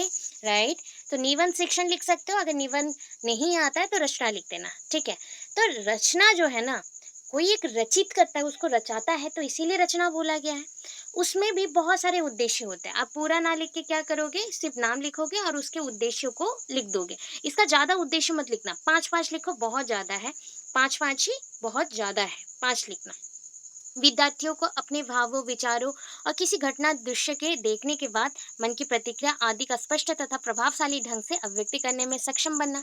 देखो, जैसे आपको एक रचना मिला और वो रचना आप पढ़ के कभी नहीं गए हो, फिर भी आपके पास कुछ ना कुछ ज्ञान है, कुछ ना कुछ तथ्य है, तो उसको आप बना के खुद ही लिख सकते हो। इसीलिए आप अपने भावों, विचारों को वहाँ पे बयां कर सकते हो। अभी देखो, विद्यार्थी के अंदर मौलिक चिंतन, उनके अंदर कौन से चिंतन होना चाहिए? मौलिक चिंतन, मनन, निरीक्षण, मतलब हर एक चीज में छोटे-छोटे भाव से आप देखना चाहते हो तो उसका विकास होता है। विद्यार्थियों में जितने भी कौशल हैं उसका विकास तो होगा, पर लेखन कौशल का विकास सबसे ज़्यादा होगा। सूक्ति भंडार, मुहावरे, लोकोक्तियाँ सबके बारे में ज्ञान मिलेगा। विद्यार्थियों में मौलिक लेखन कार्य के प्रति रुचि उत्पन्न होगा। विद्यार्थियों का निरीक्षण शक्ति बढ़ जाएगा, जो परीक्षा निरीक्षण होता है उसका शक्ति बढ़ जाएगा। बस ये 5 लिखना, ज़्यादा ना लिखना। अभी चलो, और क्या है? अभी ये तो हो गए आपके पॉइंट्स, मतलब यहाँ पे आपने क्या किया, जो भी इतने सब लिखे हो, ये आप कैसे बताना चाहते हो? मतलब ये जितना भी था, आपका पहला पार्ट के बाद जो दूसरा पार्ट आया, जहाँ पे आप इंस्ट्रक्शनल ऑब्जेक्टिव और उद्देश्य बताने वाले थे, हमने सारे सब्जेक्ट को लेते हुए, जैसे कविता शिक्षण का उद्देश्य आपने लिखा, फिर आपने उसका सामान्य उद्देश्य, विशेष उद्देश्य बताया, वैसे ही आपने बताया गद्यांश से कहानी शिक्षण का बताया, निबंध शिक्षण का बताया और उसको आपने वहाँ पे समाप्त किया। तो इसके बाद आता है आपका थर्ड पॉइंट, जो आपका पेडागोजिकल एनालिसिस और शिक्षा शास्त्रीय विश्लेषण में आता है, वो है प्रयोगात्मक क्रियाओं का रेखांकन अथवा निर्माण। ठीक है, प्रयोगात्मक बोला गया है, प्रयोग करने के लिए। तो पाठ्य विषय के उद्देश्य का निर्धारण हो जाने के पश्चात शिक्षा शास्त्रीय विश्लेषण का तीसरा सोपान आरंभ होता है। तीसरा सोपान आरंभ हो गया। इस अंतर्गत जो शिक्षण विधियां होती है उसका चुनाव करते हैं, शिक्षण के उद्देश्य को बताते हैं, जो शिक्षण उद्देश्य आपने बताया उसको जैसे सहायक और सहायता दे सके ऐसे विधियों को चुनाव किया जाता है, और उस साथ सहायक सामग्री का भी आप चुनाव करते हो, जो कि शिक्षण प्रक्रिया को और भी ज्यादा सुगम और बोधगम्य बनाता है। यही है आपका, ठीक है, यहाँ तक। अब यहाँ तक लिखोगे, डायरेक्टली अभी क्या करोगे, जो विधियां हैं विधियों में आ जाना। ठीक है, विधियां हैं विधियों में आ जाना। वहां पे मत लिखना कि कविता के लिए ये विधि चाहिए और कहानी के लिए ये विधि चाहिए। आप इन विधियों का नाम लिख देना और उसको थोड़ा थोड़ा करके एक्सप्लेन कर देना। जैसे शब्दार्थ कथन विधि, मीनिंग एक्सप्लेनेशन विधि। शब्दार्थ कथन विधि में क्या होगा, पहले शब्द को जानोगे, शब्द के अर्थ को आप बताओगे संपूर्ण रूप से। गीत विधि, जहाँ पे आप गाना गा के करते हो, जैसे कविता है तो उसको गाते हुए करना है। अभिनय विधि, देखो अभिनय विधि सब में हो सकता है, रचनाओं में भी हो सकती है, गद्य में भी हो सकता है, पद्य में भी हो सकता है। तो यहाँ पे हम अभिनय करेंगे, अभिनय करते हुए ड्रामाटाइजेशन मेथड बोल सकते हो, एक्टिंग करना या ड्रामाटाइजेशन मेथड के थ्रू ड्रामा करके आगे बढ़ना, मतलब समझाना चीज़ों को। खंडा खंडान्वय विधि, खंडान्वय विधि होता है मतलब पार्ट में पढ़ना, मतलब थोड़ा-थोड़ा करके पढ़ना, फैक्टर मेथड और पार्ट मेथड बोल सकते हो। व्यास निधि, व्यास होता है बड़ा, तो ये डिटेल डिस्कशन को बड़ा बोला गया है, जहाँ पे हम बहुत सारे विषय को विशेष रूप से विश्लेषण करते हुए पढ़ते हैं। व्याख्या विधि, जहाँ पे हम एक चीज़ को एक्सप्लेन करते हैं, वाक्यांश बोला गया है, व्याख्या करना बोला गया है, तो डिटेल करना। तुलना विधि कंपैरेटिव है, कंपेयर करोगे इस चीज़ को दूसरे चीज़ के साथ, आप कंपेयर करोगे। वस्तु, 2 वस्तु हैं, 2 वस्तु में आप अंतर ढूँढोगे। तुलना विधि हो गया लास्ट में। समीक्षा विधि, क्रिटिकल एनालिसिस मेथड, यहाँ पे आप एक प्रकार का आप बोल सकते हो तकनीकी ढंग से परीक्षण करते हो बच्चों का, ठीक है? ये सारे विधि हैं। ख में और क्या विधि दिया है देखो, व्याकरण शिक्षण के लिए प्रणाली भी दी गई है, तो विधियों पे डायरेक्ट जाओगे और क्या-क्या है। उसके सिद्धांत प्रणाली और क्या-क्या चाहिए उसमें डायरेक्ट चला जाना, ठीक है? उसको ज़्यादा एक्सप्लेन मत करना। सिद्धांत प्रणाली में पाठ्य पुस्तक विधि, टेक्स्ट बुक मेथड अभी पढ़ेंगे फिर से उसी को। टेक्स्ट बुक मेथड क्या होता है ना, सही किताब चूज़ करना या मतलब चुनाव करना, क्योंकि सही किताब सही रूप से बहुत सारे ज्ञान देती है, इसलिए सही पुस्तक का चुनाव करना। सूत्र विधि, इसको फॉर्मूला मेथड बोल सकते हैं। इसके बाद है लैंग्वेज कॉन्टेक्ट सिस्टम, भाषा संसर्ग प्रणाली, जहाँ पे आप भाषाओं के साथ कनेक्ट होते हो और कनेक्ट होके पढ़ाते हो। व्याख्या प्रणाली, एक्सप्लेनेशन बोला गया, किसी चीज़ को आप प्रयोग करके उसको व्यवहार करना, या फिर इंडक्टिव डिडक्टिव मेथड बोला गया है। एंड सहयोग विधि हो गया कोऑपरेटिव मेथड, हम सब मिलके जब पढ़ते हैं उसको कोऑपरेटिव मेथड बोला जाता है। कहानी शिक्षण के लिए विधियाँ क्या क्या है ना, प्रस्तावना, प्रस्तुतिकरण, बोध परीक्षा, पुनरावृत्ति, गृह कार्य, ये ना पूरा लेसन प्लान जैसा है। पहला तो ये लेसन प्लान जैसा विधियां हैं। प्रस्तावना, किसी चीज का मैंने प्रस्ताव डाला कि ये चीज आज मैं पढ़ाऊंगी, अनाउंसमेंट बोल सकते हो। प्रस्तुतिकरण, प्रिपरेशन। बोध परीक्षा, कितने जानते हो उसके लिए आप ज्ञान को, आपके ज्ञान को परखना। पुनरावृत्ति, फिर से रिकैपिचुलेट करना, एक चीज पढ़ाने के बाद अगर कोई भी दुविधा होती है तो उसको आप क्या करते हो, फिर से पढ़ाते हो। वैसे ही आपने बच्चों को पढ़ा दिया और उससे जानना चाहते हो वो कितना समझता है, तो पुनरावृत्ति की जाती है। मतलब एक चीज़ है रिकैपिचुलेशन की जाती है, या फिर आप फिर से दोबारा रिपीट करते हो।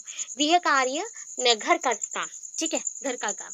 तो ये सारे हो गए। नाटक के लिए कौन सा विधि है, अर्थ कथन विधि, मतलब आपका बोला हुआ अंश को आप समझाओगे उसके अर्थ के द्वारा।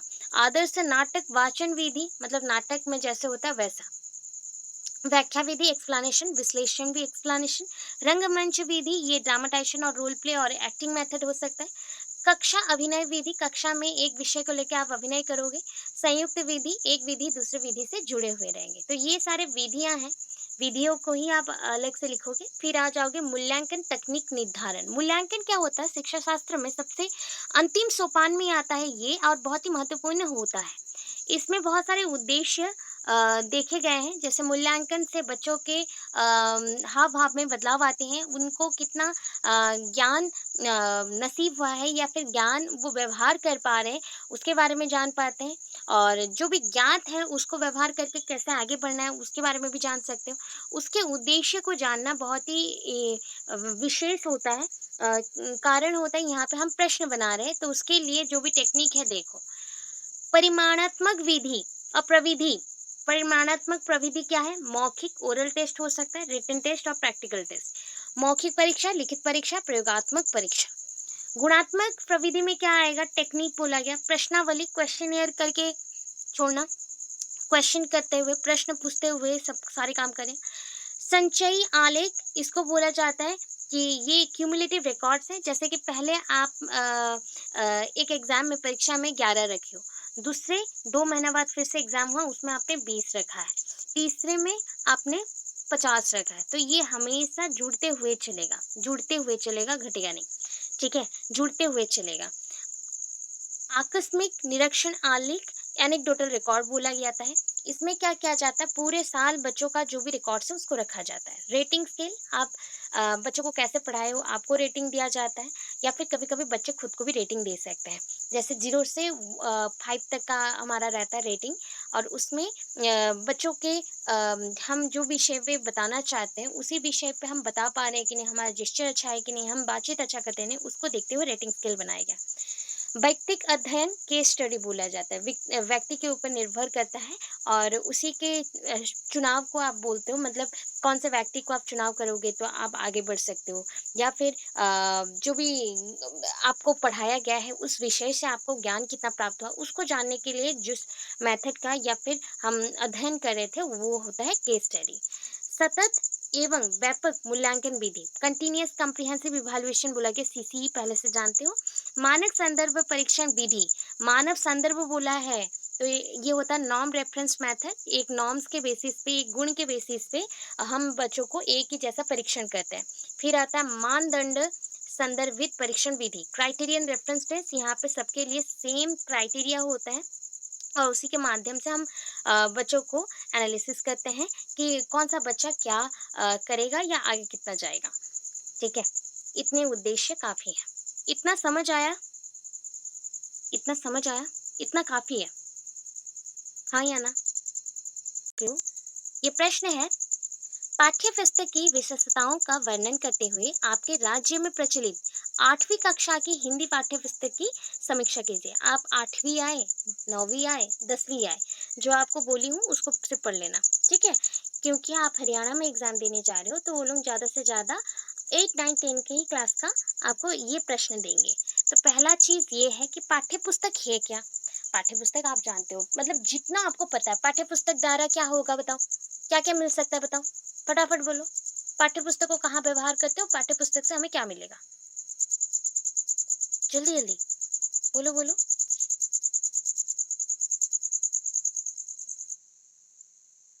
स्कूल में यूज करते हैं। देखो, पाठ्य पुस्तक को हम व्यवहार करते हैं विद्यालयों में, किस कार्य के लिए? शिक्षण कार्य के लिए। यहाँ पे सिर्फ विषय नहीं रहता, विषय का आलोचना भी किया जाता है। पाठ्य पुस्तक बहुत महत्व होता है। देखो मैं स्टोरी जैसा बता रही हूँ, आप लिख लेना, सुन के लिख लेना। यहाँ पे कठिन लग रहा है तो आप सुन के लिख लेना। क्या होता है ना, पाठ्य पुस्तक से आपको विद्या मिलती है, राइट? अभी ये विद्या से मनुष्य के अंदर जो अविद्या है, ठीक है, अविद्या मतलब जो हानिकारक विद्या है वो हट जाता है, वो चला जाता है और आपके पास सुगुण आते हैं। इससे क्या होता है, आप जब भी कोई कार्य करना चाहते हो, उसको समझना चाहते हो, उसमें आपको सहायता मिलती है। इसीलिए पाठ्य पुस्तक का जो बोल सकते हो मेन विशेषताएं हैं बहुत ही महत्वपूर्ण होती हैं। बच्चों के लिए ये बहुत ही उपयोगी होता है और ज्ञान और धार्मिकता, आर्थिकता सबके बारे में इन बच्चों को मालूम पड़ता है। तो इतना लिख सकते हो। सर्वांगीण विकास होता है इसके द्वारा, पाठ्य पुस्तक द्वारा। अच्छा पाठ्य पुस्तक हमारे मित्र जैसे होते हैं, इतना लिख सकते हैं ना? लिख सकते हैं। अच्छा, चलो, इसी के बारे में यहाँ पे लिखा गया है। इतना भाषण देने का कोई ज़रूरत नहीं है, जितना आप समझना कि पाठ्य पुस्तक एक ऐसे आया है, ठीक है? उसको कैसे लिखना है, तो जल्दी-जल्दी में आपको लिखना पड़ेगा वहाँ पे। इंट्रोडक्शन ज़्यादा नहीं, 6 पॉइंट और 6 लाइन होने से हो जाएगा। अभी देखो पाठ्य पुस्तक का अर्थ क्या होता है? पाठ्य, पाठ्य मतलब जो पढ़ा जाता है, ठीक है? पढ़ी जाने योग्य, जो चीज़ को आप पढ़ा जाता है या पढ़ सकते हो, उसको हम बोलते हैं पढ़ी जाने योग्य, मतलब जिसको आप पढ़ सकते हो। और दूसरी तरफ और हमारे पास क्या है, ऐसी पुस्तक होते हैं। ऐसी एक पुस्तक जिसे हम पढ़ सकते हैं उसे हम पाठ्य पुस्तक बोल सकते हैं। ऐसी एक पुस्तक जिसे हम पढ़ सकते हैं उसे पाठ्य पुस्तक कहते हैं। जहाँ पे देखो लाल लाल मार्क किया हुआ है ना, अंडरलाइन किया हुआ है, उसको पढ़ लेना। पाठ्य पुस्तक को हमने क्या किया है, उसके गुणों के हिसाब से 3 भाग में विभक्त कर दिया, मतलब पाठ्य पुस्तक के अंदर क्या-क्या है। तो पहला है पाठ्य पुस्तक में उद्देश्य होते हैं, शिक्षा के उद्देश्य। दूसरा होता है पाठ्य सामग्री, तीसरा होता है विद्यार्थियों का मानसिक एवं बौद्धिक स्तर पे विकास। ठीक है? जैसे उनको ज्ञान मिले, जैसे उनको नैतिकता का विकास हो, नैतिक और अच्छे-अच्छे चीज़ों के बारे में पता चले, कौन-सा अच्छा है, कौन-सा बुरा है पता चले, पाठ्य सामग्री के बारे में पता चले और शिक्षा उद्देश्य के बारे में पता चले कि शिक्षा क्यों लेना चाहिए। तो पाठ्य पुस्तक क्या हो गया? एक ऐसा पुस्तक जहाँ से ये तीनों चीज़ों की पूर्ति हो तो उसे हम पाठ्य पुस्तक बोलेंगे। ये तीनों चीज़ों की पूर्ति हो, जैसे शिक्षा के उद्देश्य भी प्राप्त हो जाए, पाठ्य सामग्री भी मिल जाए और विद्यार्थियों के मानसिक तथा बौद्धिक का भी विकास हो। ये 3 उद्देश्य जहाँ पे पूर्ण होती है उसे हम पाठ्य पुस्तक कहते हैं। उपरांत हम अगर देखते हैं क्या है, पाठ्य पुस्तक के उद्देश्य के बारे में देखो तो यहाँ पे 3 भाग में हमने विभक्त कर दिया है, 3 पॉइंट है। पहला पॉइंट, ये ज्ञान के क्षेत्र को आगे बढ़ाता है, जैसे विस्तार करता है। जैसे आपके पास बहुत पैसा होंगे तो आप जमीन जायदाद खरीदोगे? बहुत पैसा है, बहुत पैसा है, ज़मीन जायदाद खरीदेंगे? होता है ना? हाँ, तो वैसे ही आपको जब ज्ञान मिलता है ना पाठ्य पुस्तक से, तो आप ज्ञान के क्षेत्र में भी और भी आगे बढ़ना चाहते हो। तो इसीलिए पाठ्य पुस्तक हमेशा क्या करता है, ज्ञान के क्षेत्रों में विस्तार करता है। और दूसरा क्या है, उनकी कल्पना शक्ति का विकास होता है। आप जो क्रिएटिविटी आइडिया लगाते हो उसका विकास होगा और ज्ञान प्राप्ति तो करोगे, उसके द्वारा दूसरों के जीवन में, खुद के जीवन में तो समस्याएँ आती हैं, दूसरे के जीवन में जो समस्याएँ होती हैं, संकटें होती हैं और बाधाएँ होती हैं, उसको कैसे आप मुकाबला करोगे और उसको दूरीकरण करोगे। तो ये सारा चीज़ आपका पाठ्य पुस्तक करता है। पाठ्य पुस्तक में प्रकार भेद देख लो। 2 प्रकार के पाठ्य पुस्तक होते हैं, एक सूक्ष्म अध्ययन की पाठ्य पुस्तक और एक विस्तृत अध्ययन की पाठ्य पुस्तक। सूक्ष्म मतलब जहाँ पे छोटे-छोटे गुण हों और ऑब्जेक्टिव्स हों, ऐसे किताब। विस्तृत पाठ्य पुस्तक और अध्ययन की पाठ्य पुस्तकें कौन-सी हैं, जहाँ पे आप विस्तृत रूप से या बढ़ चढ़ के आगे बढ़कर बोलते हो ना, जैसे इस विषय पे मुझे ज्ञान है, वैसे ही। विस्तृत अध्ययन की पाठ्य पुस्तक जहाँ पे बहुत सारा एक्सप्लेनेशंस होता है। पाठ्य पुस्तक की अपेक्षित विशेषताओं से ये भी आया है, कौन सी अपेक्षित मतलब हमने उसको जाना है कि ये दुविधा करती है कि नहीं। तो ये आंतरिक विशेषताओं को बढ़ाती है, बाह्य विशेषताओं को भी बढ़ाती है। तो इतना ज़्यादा अगर याद नहीं रहता है तो इसको हमने स्किप किया हुआ है, उसको स्किप कर देना। आंतरिक मतलब हो गया इंटरनल फीचर। पाठ्य पुस्तक के इंटरनल फीचर देख लो, तो यहाँ पे 3 विशेषताएँ हैं, सामान्य विशेषताएँ, भाषा संबंधित विशेषताएँ और शैली विशेषताएँ। सामान्य हो गया जैसे कि आपको सामान्य रूप से क्या-क्या मिलता है एक चीज़ को पढ़ने से। भाषा संबंधित एलएसआरडब्ल्यू पूरा करेगा। शैली संबंधित मतलब गुण मेथड्स के अकॉर्डिंग। अभी देखो सामान्य विशेषताएँ क्या होती हैं, पहला हो गया मनोवैज्ञानिकता, ठीक है? आपकी जो किताबें हैं वो शिक्षक केंद्रित हैं या फिर बोल सकते हो छात्र केंद्रित और बाल केंद्रित?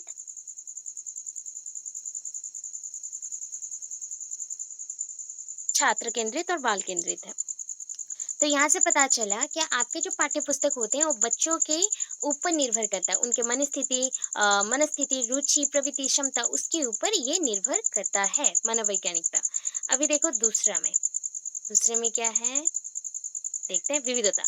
अच्छा बोलो, आपके पाठ्य पुस्तक सिर्फ कहानी लेके बना होगा तो अच्छा लगेगा या फिर कहानी, उपन्यास, रचनाएँ, कविता सब कुछ होना चाहिए? बताओ, आपको कैसा चाहिए? सब होना चाहिए? सब। इसीलिए नाटक, लेख, कहानी, जीवन कथा, संवाद, कविता, यात्रा विवरण सब कुछ होना चाहिए इसमें, ठीक है? विविधता बोला गया। रुचिकर, देखो अंदर पढ़ना भी नहीं पड़ेगा, सिर्फ पॉइंट्स हेडिंग पढ़ के जाना। याद क्या करोगे? लिख-लिख के हेडिंग्स प्रैक्टिस करोगे और उससे खुद से बनाओगे। रुचिकर, विद्यार्थियों की जो रुचि होती है ना, जैसे कि इंटरेस्ट बोला गया। आप अगर कोई चीज़ों को पढ़ने के लिए इंटरेस्टेड नहीं हो तो उसको आप पढ़ना नहीं चाहोगे, ठीक है? तो उसको रुचिकर बनाना, अपने रुचि के अनुसार पढ़ना हमारा क्या होता है, आनंद मिलता है या फिर हमारा और भी महत्वपूर्ण विधियों के द्वारा ये संभव हो पाता है कि हमारा ज्ञान अर्जित करेंगे। तो रुचिकर बनाने से लेखक को विद्यार्थियों की रुचियों के अनुसार उनके विशेष गुणों को ध्यान पे रखते हुए किताबें, पुस्तकें या फिर ऐसे कहानियाँ लिखनी चाहिए जिससे नए-नए और भी कहानियाँ जुड़ जाए तो आकर्षित करेंगे लोगों को। अभी देखो शिक्षाप्रद एवं प्रेरणादायक। तो प्रेरणादायक मतलब मोटिवेटेड होना चाहिए, मतलब आपके जो पाठ्य पुस्तक हैं वो विषय वस्तु जो भी आपका पढ़ने लायक है चीज़ और पढ़ाई करनी चाहिए उस विषय पे तो होगा ही, उसके साथ प्रेरणादायक भी होना चाहिए। उसमें एक प्रकार से आप बोल सकते हो सर्व गुण होने चाहिए, तब जाके मानसिक विकास, नैतिक विकास सब कुछ संभव होगा। जीवन से निकटतम संबंध, पाठ्य पुस्तक तो हमारे मित्र होते हैं, तो इससे पता चलता है कि कोई रहे ना रहे तो पाठ्य पुस्तक हमेशा हमारे साथ रहता है, वो हमें जो ज्ञान देता है उस ज्ञान को हम हर जगह व्यवहार कर सकते हैं, इसीलिए ये निकटतम है, इसका संबंध हमारे जीवन के साथ निकटतम है। विभिन्न राज्यों से संपर्क, पाठ्य पुस्तक में ना विभिन्न राज्यों के बारे में, अंतर्जातीय अवस्थाओं के बारे में, सब कुछ के बारे में लिखी जाती है। और इसी कारण क्या होता है कि अपने राज्य के बारे में ही अगर हम हमेशा पढ़ते रहें तो हम संकुचित हो जाएँगे, इसीलिए विभिन्न राज्यों के बारे में भी यहाँ पे लिखी जाती है। पूर्व ज्ञान पर आधारित क्या होता है, पाठ्य पुस्तक जब भी बनाओ तो उन बच्चों को माइंड पे रखना कि उनके अंदर पहले से क्या ज्ञान मौजूद है, उसी ज्ञान के आधार पर आप पाठ्य पुस्तक बनाएँगे। मौलिकता, मौलिक गुण होना चाहिए, पाठ्य पुस्तक प्राइमरी होना चाहिए, मतलब उसमें प्राइमरी गुण होने चाहिए और मौलिक होना चाहिए। आप जो व्यक्तित्व का विकास करवाना चाहते हो अपने पाठ्य पुस्तक द्वारा और कहानियों द्वारा और कविताओं के द्वारा, वो जो संदर्भ है वो पूरा होना चाहिए। उससे क्या होगा, व्यक्तित्व का स्पष्ट स्पष्ट रूप में विकास हो जाएगा। अन्य विषय से संबंधित होनी चाहिए पाठ्य पुस्तक। आपका सपोज आप हिंदी किताब पढ़ रहे हो, तो हिंदी किताब का उसका व्यवहार आप बहुत जगहों पे कर सकते हो, दैनंदिन जीवन में भी कर सकते हो। उसी के साथ साथ आपका ये पाठ्य पुस्तक हर सब्जेक्ट के साथ, हर पाठ्य पुस्तक के साथ जुड़ा रहता है, हर सब्जेक्ट के साथ ये अन्य विषयों के साथ भी जुड़ा हुआ रहता है। अगर बोलोगे भाषा संबंधित जो विशेषताएं हैं, ठीक है, भाषा संबंधित क्या होता है, आप जब भी पढ़ रहे हो तो आप अपने भाषा के अनुरूप पढ़ना पसंद करोगे, या फिर अपने भाषा से बहुत कठिन पढ़ना पसंद करोगे। जिस स्तर पे आप समझ सकते हो उस स्तर पे आपके भाषाएं और शब्द रहे तो अच्छा रहेगा, या फिर आप उससे ज्यादा कठिन पढ़ना चाहोगे। बोलो, कौन सा पढ़ना हम पसंद करेंगे, कौन सा बताओ। हाँ, ईज़ी होगा जो। तो हमारी रुचि के हिसाब से, हमारी अवस्था के हिसाब से, हमारे स्तर के हिसाब से अनुरूप होनी चाहिए। हो गया।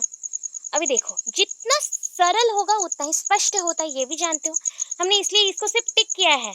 समझो, लाइन्स को समझना बाद में, क्योंकि आप जानते हो सारे वो जो शब्द हैं उसके बारे में समझ लो, उसी को लिख दो हिंदी में, हो गया। ठीक है? तो आपको सरल एवं स्पष्टता रूप से लिखित होनी चाहिए आपकी कहानियाँ और कविताएँ जो भी हैं। आपकी कविताएँ बहुत ही कठिन भाषाओं में होगी तो हमें समझ नहीं आएँगी। तो इसीलिए कविता जो लिखते हैं कवि और लेखक जो होंगे वो अपने जो भी लेखन शैली है उसको बहुत ही सरल और स्पष्ट रखेंगे। उसमें जो भाषाएँ होंगी और शब्द होंगे वो बहुत ही आसान होंगी, तब जाके वो समझ आएँगे। क्लिष्ट भाषा का त्याग मतलब जो कठिन भाषाएँ होती है उसको हम त्याग करेंगे। कठिन भाषाएँ बहुत-बहुत कठिन भाषाएँ जो व्यवहार की जाती हैं, संस्कृत जैसी कुछ-कुछ लग जाती हैं, तो उस भाषाओं का हम त्याग करेंगे। संवेगों का उभरने में सहायक, देखो, आप अपने भावों का विकास करना चाहते हो, तो आप अपने भावों को विकास करना चाहते हो, तो उस संबंधित जो घटनाएँ थी या फिर उस संबंधित जो कहानियों में लिखनी चाहिए, तो उसे वर्णन करोगे। तो पाठ्य पुस्तक में जो विशेषताएँ हैं, सबसे विशेष गुण ये है कि बच्चों में परिष्कृत रूप से मतलब परिष्कार रूप से, स्पष्ट रूप से आप जो उभारना चाहते हो या निकालना चाहते हो, उसे निकालो, उसी संवेग को निकालो। कर्मबद्धता, सॉरी, मैं हमेशा कर्म पढ़ देती हूँ, इसके लिए सो सॉरी। क्रमबद्धता, सीक्वेंशियल क्रमबद्धता, ठीक है? क्रमबद्धता एवं श्रृंखलाबद्धता होना चाहिए, मतलब डिसिप्लिन्ड होगा, सीक्वेंशियल होगा। चीज़ें जो भी लिखोगे वो आपके, अगर भाव विकास करना चाहते हो, विचार को विकास करना चाहते हो, गुणों को विकास करना चाहते हो, तो एक के बाद एक करोगे, ना कि एक साथ सबका। तो थोड़े-थोड़े करते हुए हम सीक्वेंशियल और क्रमबद्धता के रूप से जाएँगे, और श्रृंखलाबद्ध तो होना ही चाहिए, अथवा इनका गहरा संबंध हो नहीं पाएगा। संक्षिप्त, यहाँ पे देखो संक्षिप्त बोला गया, संक्षिप्तता, ठीक है? संक्षिप्तता मतलब आप जो भी लिख रहे हो वो संक्षिप्त होना चाहिए, मतलब थोड़ा छोटा होगा। हमेशा क्या होता है, हम हर एक चीज़ को बड़ा कर देते हैं। जब भी बड़ा कर देते हैं तो हम पढ़ने में इच्छुक नहीं होते। इसीलिए पाठ्य का जो भी पाठ्य पुस्तक का जो आकार होता है या फिर उसमें जो गुण होते हैं उसको थोड़ा संक्षिप्त करो, ताकि सबको उसका मूल गुण तक जाना पड़े और अच्छा लगे, रुचिकर लगे। शब्दावली जानते हो, हर साल आप क्या करते हो, बहुत सारे नए शब्द सीखते हो, उसे हम शब्दावली बोलते हैं। अभी हिंदी पाठ्य पुस्तक में 75 से 80% ऐसे शब्द होते हैं जो हमेशा आप पहले भी व्यवहार कर चुके हो, या फिर एक कक्षा में आप व्यवहार कर चुके हो, उसी कक्षा से जब ऊपर कक्षा में जा रहे हो उसको आप व्यवहार करोगे। और 20 से 25% ऐसे नए शब्द होंगे जिसका निरंतर उपयोग आपका बढ़ता जाएगा, मतलब वो नए शब्द होंगे, इसका निरंतर उपयोग बढ़ना चाहिए। जैसे एक कक्षा 1 का बच्चा 200 नए शब्द सीख लेगा, कक्षा 2 300, कक्षा 4 400, कक्षा 3 400, कक्षा 4 500, कक्षा 5 600, ऐसे शब्द हमेशा बढ़ते जाएँगे, मतलब हमेशा कुछ पुराने शब्द रहेंगे, उसके साथ नए शब्द भी जुड़ जाएँगे। इसके बाद यहाँ पे है शैली संबंधित विशेषताएँ।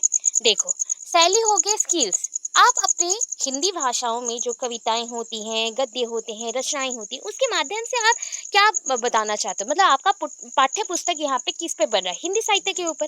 तो आपका पाठ्य पुस्तक में प्रभाव उत्पादकता का गुण होना चाहिए, प्रभाव उत्पादकता का गुण होना चाहिए। उसमें जैसे 3 गुण बोले गए हैं, ओज, प्रसाद, माधुर्य मतलब आपका आप ओजस्वी बनो और भी ऊपर आपका तीक्ष्ण बुद्धि हो, उसके साथ प्रसाद मतलब आप देने लायक हो, मतलब आप जो भी ज्ञान लेते हो उसको प्रदान कर सको।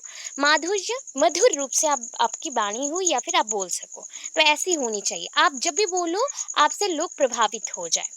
भिन्नता, पाठ्य पुस्तक में विभिन्नताएं होनी चाहिए, शैली में विभिन्नताएं होनी चाहिए। एक ही तरह की शैली में हम हमेशा लिखते रहे तो पाठ्य पुस्तक अच्छी नहीं लगेगी। इसीलिए किताबों की डिजाइन जो होती है वो अलग अलग होती है, और पाठ्य पुस्तक के अंदर जो विषय भी होते हैं वो अलग होते हैं, और उसमें जो लिखने का शैली भी होता है वो अलग अलग होती है। स्तरानुकूल, अभी पाठ्य पुस्तक को कक्षा के अनुसार आगे लेके जाओगे कि नहीं, मतलब उसके जो विशिष्ट गुण होते हैं वो धीरे धीरे बढ़ेगा या फिर उसी में सीमित रह जाएगा, बताओ।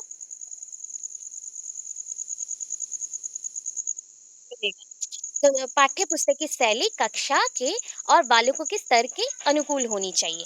एक बच्चा का इंटरेस्ट इतना है, मतलब वो 2 क्लास में पढ़ता है, वो जितना समझ सकता है, एक 4 क्लास का बच्चा उससे ज़्यादा समझेगा, डबल समझेगा। इसीलिए स्तर हमेशा बढ़ते जाता है। आप अभी पढ़ रहे हो, आप इसी चीज़ को 2 क्लास में पढ़ते ना, पढ़ ही नहीं पाते, इसीलिए आपको इस समय दिया गया है। अभी चलो वाज्य विस्तार मतलब बाहर से कैसे दिखती है, तो वाज्य विस्तार मतलब किताब के आवरण कैसे होंगे, मतलब आप पाठ्य पुस्तक व्यवहार कर रहे हो, पुस्तक का जो हम बोलते हैं कवर, ठीक है, आवरण आकार कैसा होना चाहिए, पाठ्य पुस्तक का नाम अच्छा होना चाहिए, आवरण अच्छा होना चाहिए, आकार आकर्षक होना चाहिए। बताओ सबसे कौन सा किताब अच्छा लगता है, सबसे छोटा किताब अच्छा लगता है ना, छोटे साइज का रहता है, या फिर सबसे थोड़ा बड़ा किताब अच्छा लगता है ना। विभिन्न प्रकार के होते हैं, उसका आकार आकर्षित होना चाहिए। सबसे छोटा किताब हमेशा आकर्षित करता है कि नहीं, बताओ। छोटा डायरी, छोटा किताब, सबसे छोटे छोटे। यस, और रंग बिरंगे के चित्र भी होने चाहिए उसमें, छोटे छोटे से फूल पौधे, इसके बारे में भी वहाँ पे थोड़े थोड़े से डिजाइन करके लिखे जानी चाहिए, ठीक है, बनाई जानी चाहिए। कागज, अच्छा बोलो, कागज का जो हम बोलते हैं कि ये पृष्ठ होगा वो पृष्ठ होगा, एक कागज दूसरे कागज से चिपक जाए ऐसा व्यवहार करेंगे, या फिर एक कागज बहुत ही सुदृढ़ हो और बहुत ज्यादा अच्छे से अक्षर को वहां पे रख सके, पानी गिरने से जैसे छप ना जाए वैसा ले, कौन सा ले, पहला वाला या दूसरा वाला, कौन सा ले, दूसरा, दूसरा दूसरा वाला। पाठ्य पुस्तक हमेशा जब भी आप पेपर का व्यवहार करते हो या पृष्ठा का व्यवहार करते हो ना, कागज का व्यवहार करते हो, तो उसमें लिखने के लिए जैसे आपका एक पृष्ठा का लिखावट दूसरे पृष्ठा में छप ना जाए, ऐसा आपका होना चाहिए। इसीलिए कागज पर छप जाती है बोल के अच्छी नहीं लगती, इसीलिए हम थोड़े से मोटे कागज लेंगे जिसमें छपे ना। सिलाई बहुत अच्छी तरह से होनी चाहिए, चतुर्पार्श्व से सिलाई नहीं करेंगे, 3 पार्श्व खोले रहते हैं और 1 पार्श्व में आप सिलाई करते हो, तो ये होती है। फिर आपका रेखा चित्र एवं चित्र मतलब छोटे बच्चों की पुस्तकें अगर होंगी तो उसके कवर होंगे, कवर के बॉर्डर लाइन्स होंगे, रेखा चित्र तो होंगे ही, और उसके साथ-साथ छोटे-छोटे पिक्चर्स भी होंगे, जिसका महत्व बहुत ही ज़्यादा है, जिससे अनुकूल होके बच्चे बहुत ही ज़्यादा आग्रही बन जाते हैं। संदर्भ मतलब विश्लेषण बोल सकते हो या एक्सप्लेनेशन बोल सकते हो, जो भी आपका पाठ्य पुस्तक है जिस विषय पे है उसका विश्लेषण बहुत ही अच्छी तरह से होनी चाहिए, उसके साथ टिप्पणियाँ और नोट जो लिखे रहते हैं, नीचे नोट लिखे रहते हैं वो भी होनी चाहिए। विषय सूची होनी चाहिए, विषय सूची होती है आगे की तरफ जो रहती है आपकी, जिसे आपके बोल जाते हैं कॉन्टेक्स्ट आप बोलते हो या फिर इंडेक्स बोलते हो, वो होनी चाहिए, ठीक है, वो अच्छी से होनी चाहिए। इसीलिए पाठ्य पुस्तक में जो भी विषय सूची है वो अच्छी तरह से होने से पता चलता है कि विषय अंदर में क्या क्या है, पढ़ने में हमें थोड़ी सी सुविधाएं होती है। अव्यय सार्थक, अव्यय सार्थक प्रश्न होने चाहिए, मतलब एक्सरसाइज प्लानिंग, ठीक है, आप पढ़ने के बाद जैसे एक्सरसाइज को कर सको, मतलब एक्सरसाइज मतलब प्रश्नावली हो उसको आप सॉल्व करोगे, तो ये हो गया अव्यय सार्थक प्रश्न। शब्द व्याख्या होगा, शब्द व्याख्या मतलब जो हार्ड वर्ड होते हैं उसको भी वहाँ पे उसके मीनिंग के साथ लिखा जाता है, अर्थ के साथ। परिचय हमेशा देखना, आप जो भी पढ़ रहे हो उस किताब की परिचय थोड़ी सी आगे दी जाती है, या फिर किसी ने लिखा है उसके विषय में भी 10 लाइन लिखे जाते हैं, कवि लेखक के विषय में भी संक्षिप्त परिचय दी जाती है, ठीक है।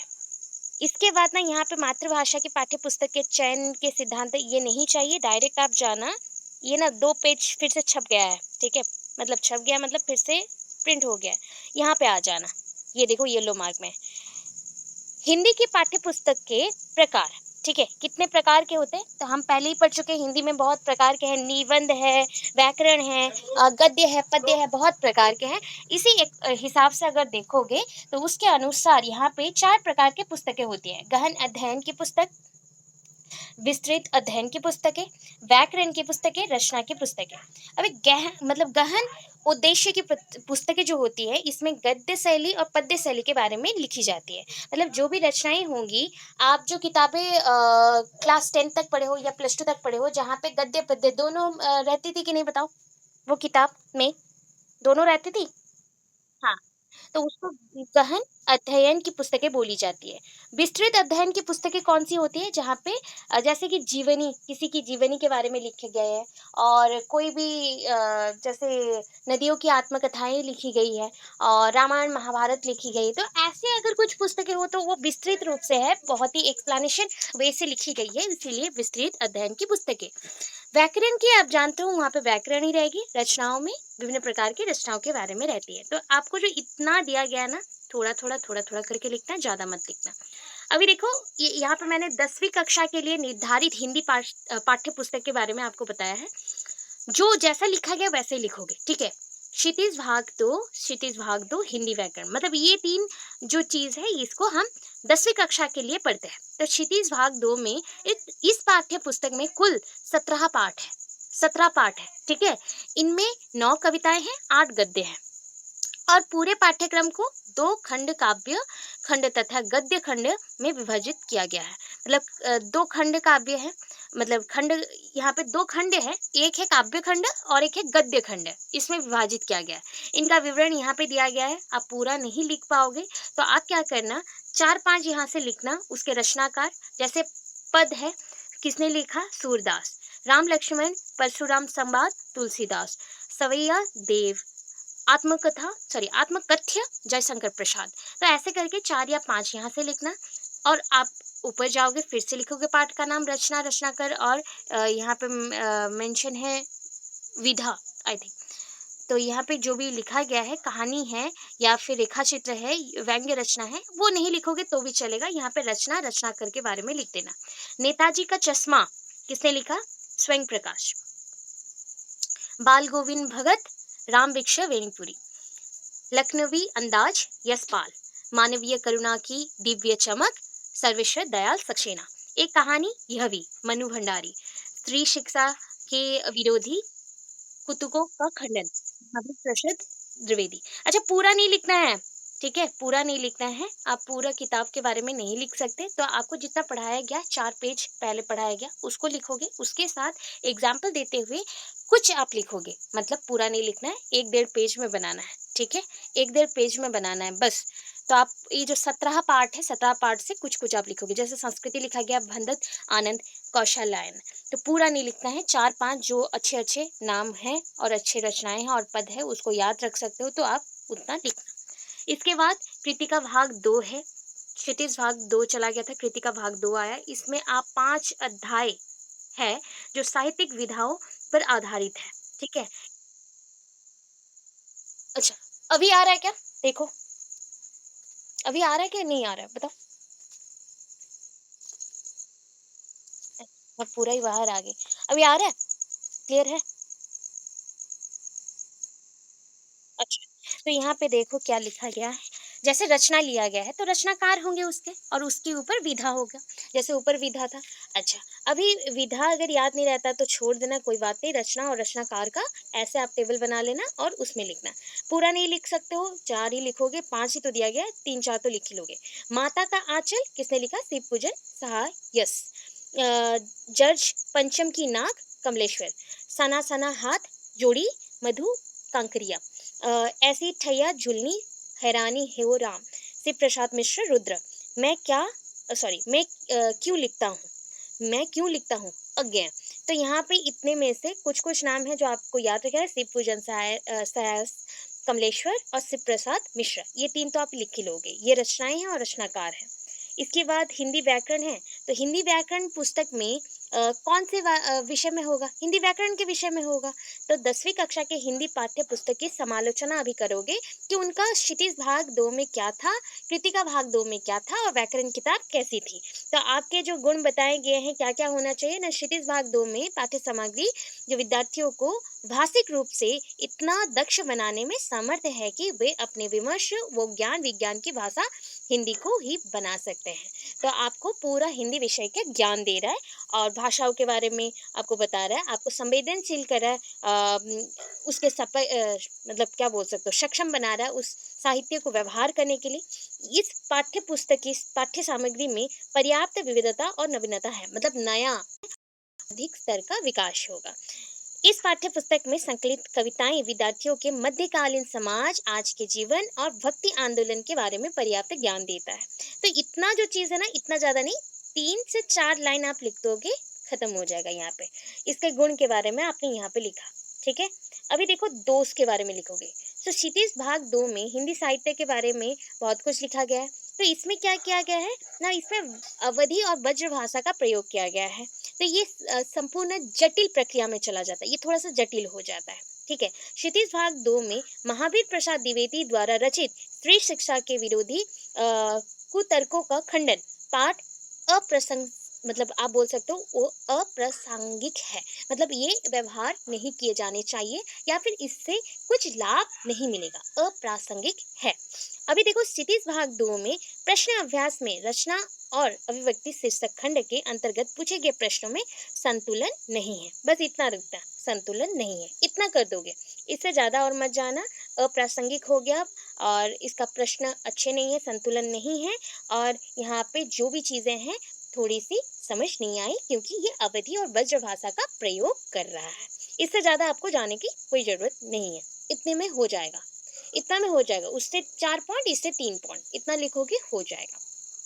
इतना समझ आया?